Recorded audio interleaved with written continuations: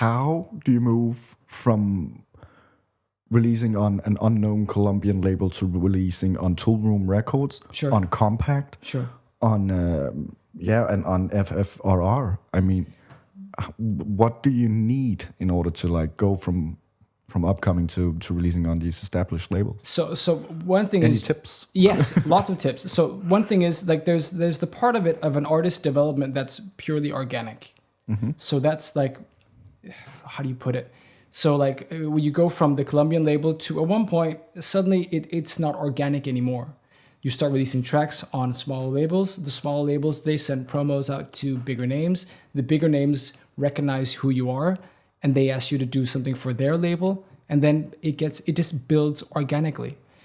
And for me, it was I got in to Play It Down, and Jesse Rose knows everyone in the business. So as soon as you release with Jesse, other names that are same size as Jesse and bigger are going to recognize your name. And then suddenly they'll ask you, do you want to do a remix? And then you just slowly build it. And at one point, suddenly it's not organic anymore. Then you start thinking, what labels can I release on? Like Kompakt was organic for me. No. I was just producing. And again, I don't, like if you listen to my tunes, I don't produce one kind of sound. I'll go all kinds of, and that's because that's what I want to do. That's what I like. I like listening to Kompakt music and I like listening to FFRR music. And I'll sit down and produce and I have no control over what's going to happen. I just produce and hope it sounds dope. And then afterwards I'll look and say, okay, this is Kompakt, or this is Toolroom, this is Defected, this is Celador, whatever, Yeah. And but one point it's going to probably, you have a management, then it's not organic anymore. Then they're going to push it into other directions. They're going to push it into a more professional development. Yeah.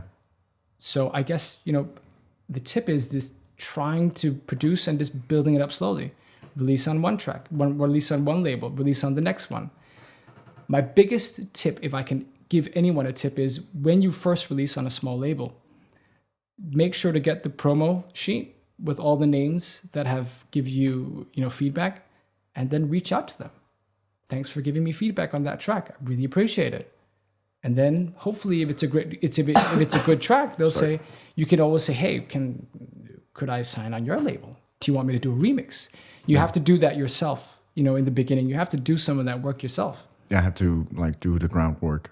Exactly. Yourself, yeah. There are all these some guys that, just burst into the hemisphere and Yeah, but they're like the 1%. exactly. They like Everyone else has been grinding. Everybody grinds, you know. I think that's sort of this common misconception that it just happens overnight. Yeah. It might look like that when you get one hit Sure. and it just blows up. Sure. It might look like it just happened overnight. Definitely. But it's like you've been producing since 2007 Yeah. and it didn't happen overnight. No, it didn't.